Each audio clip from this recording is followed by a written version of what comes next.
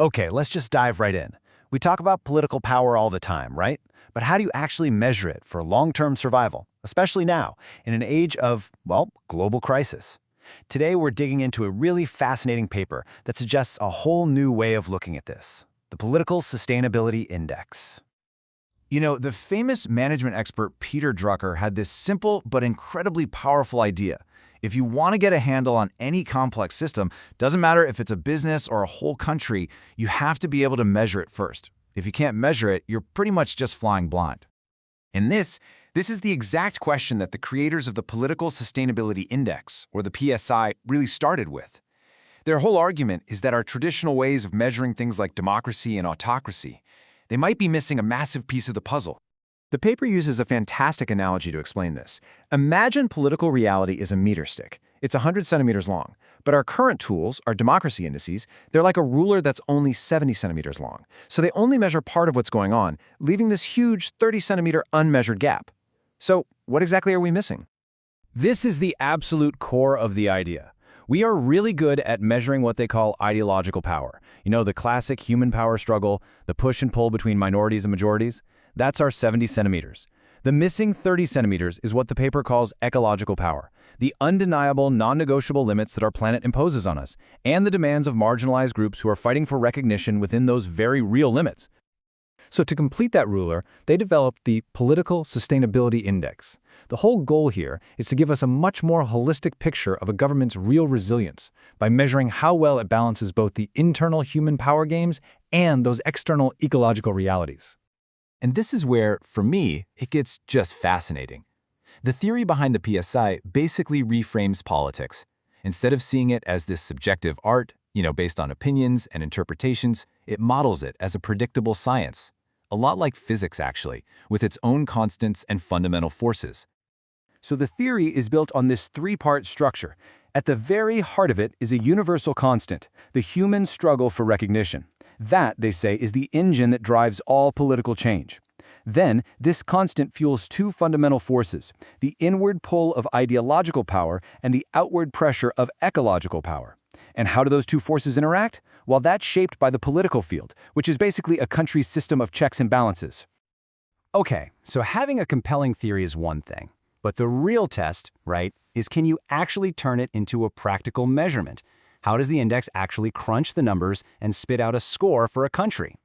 Well, the index works by digging deep into a country's legal framework, its constitution and its laws, and scoring it on 18 specific indicators. These all fall into three core areas. First, you have electoral authorities. Basically, how easy is it for people to access power? Second, executive authorities. How is that power actually used and, importantly, constrained?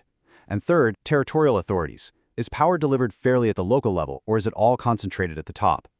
Together, these things give you a real measure of a country's checks and balances. And what this scoring system does is it places regimes on a kind of spectrum. It starts with autocracy, which is ruled by the minority. Then it moves to democracy, ruled by the majority. But then, and this is the new part, it introduces a potential new endpoint, something they call ecocracy, a system where decisions are grounded in the impartial rule of ecology, all guided by science.